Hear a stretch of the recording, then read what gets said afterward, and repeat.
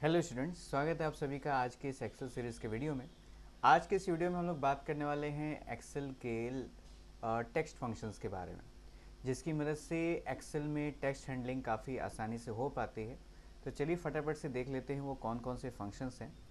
तो पहला फंक्शन हमारे पास यहाँ पर निकल करके आता है, वो है लेन फंक्शन। लेंथ फंक्शन क्या करता है, तो इसका पूरा नाम है लेंथ। ये आपके किसी भी दिए गए स्ट्रिंग का लेंथ फाइंड आउट करता है, इंक्लूडिंग स्पेस।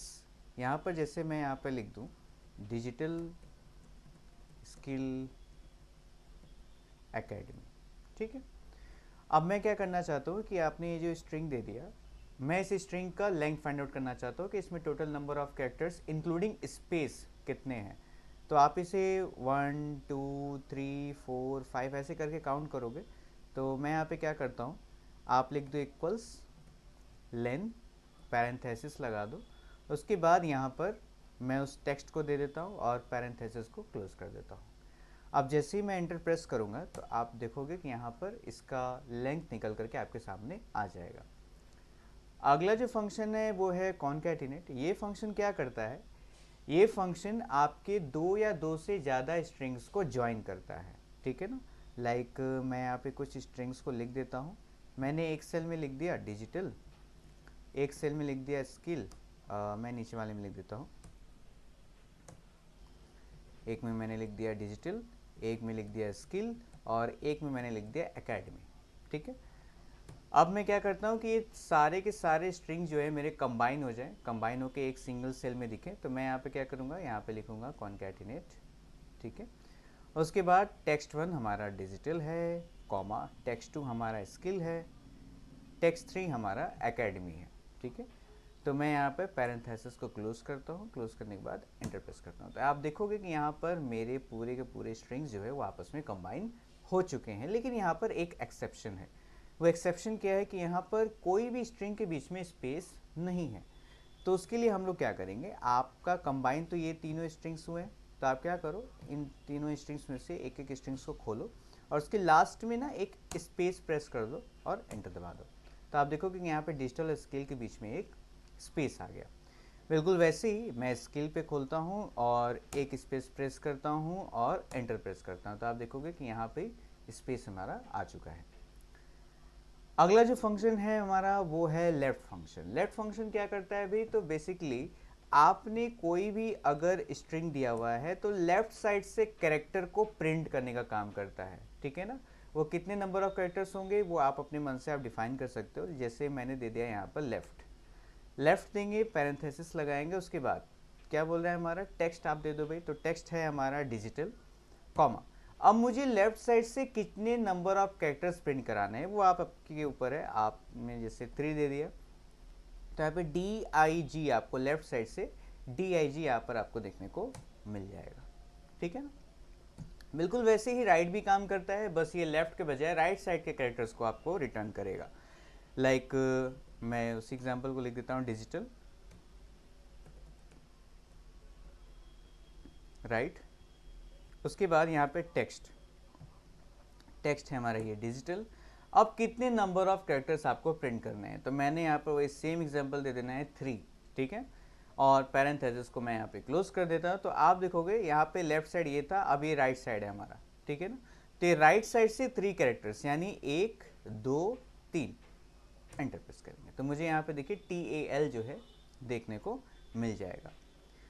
अब ये एग्जैक्ट फंक्शन क्या करता है, देखिए एग्जैक्ट फंक्शन दो स्ट्रिंग्स को आपस में कंपेयर करता है, ठीक है ना। जैसे मैंने एक डिजिटल स्मॉल लेटर में लिख दिया, एक डिजिटल ऐसे लिख दिया, ठीक है ना।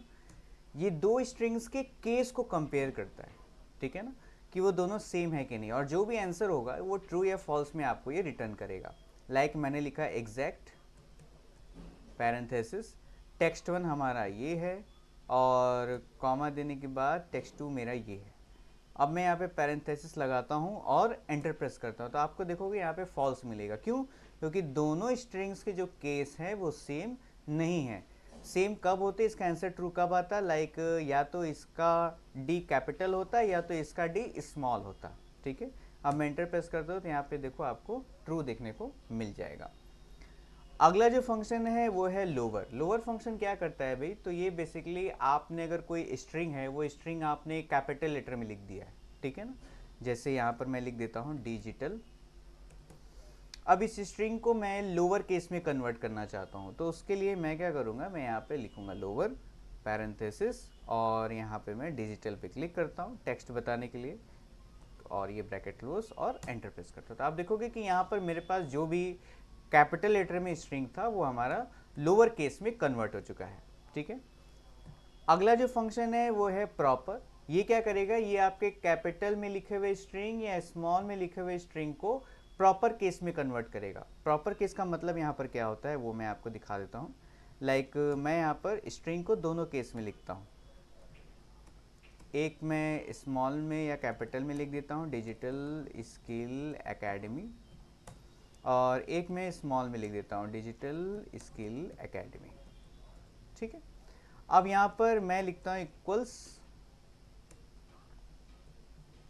प्रॉपर पैरेंथेसिस, और ये टेक्स्ट हो जाएगा मेरा, पैरेंथेसिस क्लोज और एंटर प्रेस करूँगा। तो आप देखोगे कि यहाँ पर प्रॉपर केस में क्या होगा, ये बेसिकली क्या करेगा, हर वर्ड का फर्स्ट लेटर बड़ा कर देगा और बाकी सब आपके स्मॉल लेटर्स में हो जाएंगे, ठीक है ना। इसे हम लोग कैमल केस भी बोलते हैं, कैपिटलाइज ईच वर्ड भी बोलते हैं, ठीक है। सेम वही चीज़ मैं यहाँ पर अगर स्मॉल के साथ भी अप्लाई करूँगा तो आपको आउटपुट उसका भी सेम देखने को मिलेगा, जो कि ये बता रहा है कि आपने कैपिटल या स्मॉल कुछ भी दिया हो, ये उसको प्रॉपर केस में कन्वर्ट कर देगा। नेक्स्ट जो है वो है अपर फंक्शन। अपर फंक्शन क्या करता है अभी, तो जैसे मैंने कोई चीज़ स्मॉल लेटर में लिख दी, अगर मुझे उसे कैपिटल लेटर में लिखना है, ठीक है, तो मैं यहाँ पर यूज़ करूँगा अपर। टेक्स्ट है हमारा ये डिजिटल और पैरेंथेसिस क्लोज और एंटर। तो ये देखिए क्या करेगा, उसको वो कन्वर्ट करके कैपिटल लेटर में कर देगा।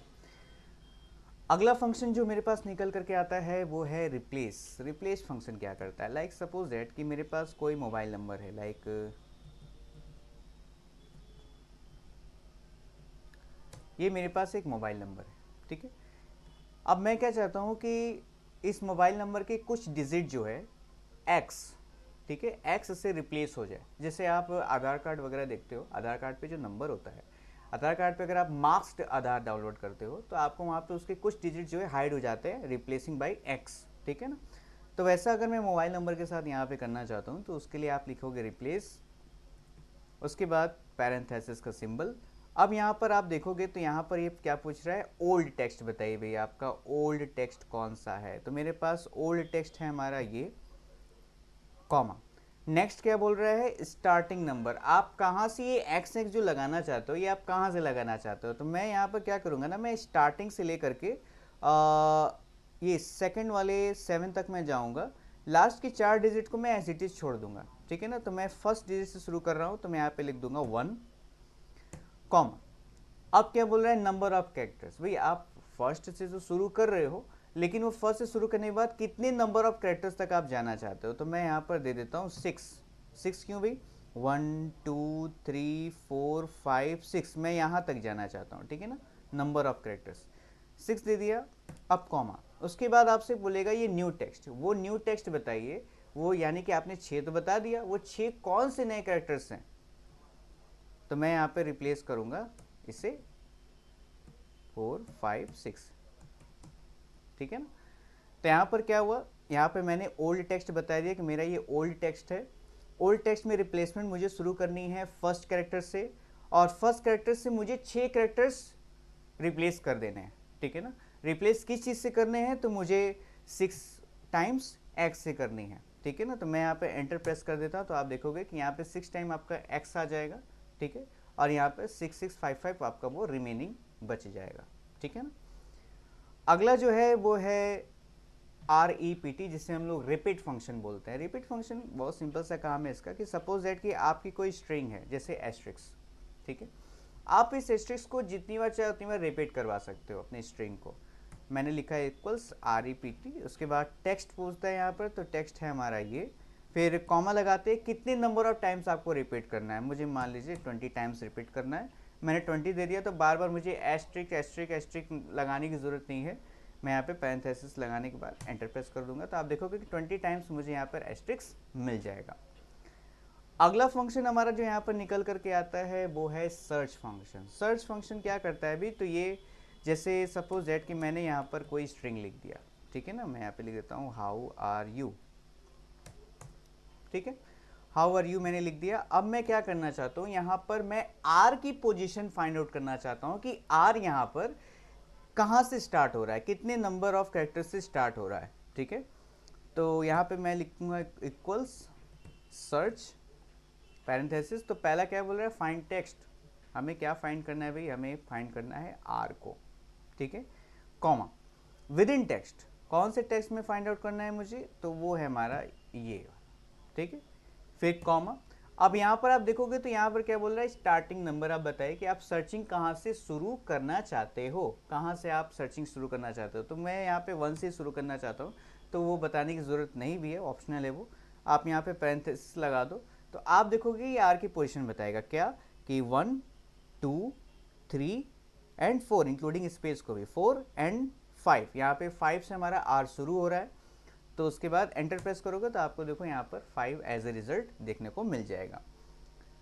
अगला जो फंक्शन मुझे यहाँ पे देखने को मिलता है वो है ट्रिम फंक्शन। ट्रिम फंक्शन क्या करता है भी, तो कई बार होता क्या है कि जब हम लोग किसी स्ट्रिंग को एक्सेल में लिख रहे होते हैं तो हम लोग गलती से कई बार स्पेस को यूज़ कर लेते हैं, ठीक है। तो कुछ इस तरीके से ये मेरे पास लिखा हुआ है, ठीक है। अब मैं क्या करता हूँ कि लिखता हूँ यहाँ पे ट्रिम, तो यहाँ पे जो ट्रिम क्या करेगा ना, ये अनयूजुअल स्पेस जो आपने अपने स्ट्रिंग में यूज़ किया हुआ है उन स्पेस को ये रिमूव करने का काम करता है। मैंने ट्रिम लिखा, उसके बाद टेक्स्ट में अपना दे देता हूँ और यहाँ पे पैरेंथेसिस लगा देता हूँ। लगाने के बाद अब मैं जैसे ही एंटर प्रेस करूँगा तो यहाँ पर ये क्या करेगा ना, जो अनयूजुअल स्पेस है उसको हटा देगा, सिर्फ एक सिंगल स्पेस जो है आपको ये दे देगा, ठीक है ना। तो ये थी टेक्स्ट फंक्शंस, जो कॉमन टेक्स्ट फंक्शंस है जो आपको डे टू डे डेज में इस्तेमाल में आएंगे, ठीक है ना। आई होप कि ये वीडियो आपको पसंद आया होगा। अगर आपको वीडियो पसंद आया हो तो वीडियो को लाइक ज़रूर करिएगा, अगर आप चैनल पर नए हैं तो चैनल को सब्सक्राइब ज़रूर करिएगा, ठीक है। और मैं जो ये फाइल यूज़ कर रहा हूँ, इस फाइल का जो पासवर्ड है वो है DSA@2025, ठीक है। ये इस फाइल का पासवर्ड है जिसे आप डाउनलोड करके इस पासवर्ड को इनपुट करके आप इस फाइल को प्रैक्टिस कर सकते हो, ठीक है। तब तक के लिए जय हिंद।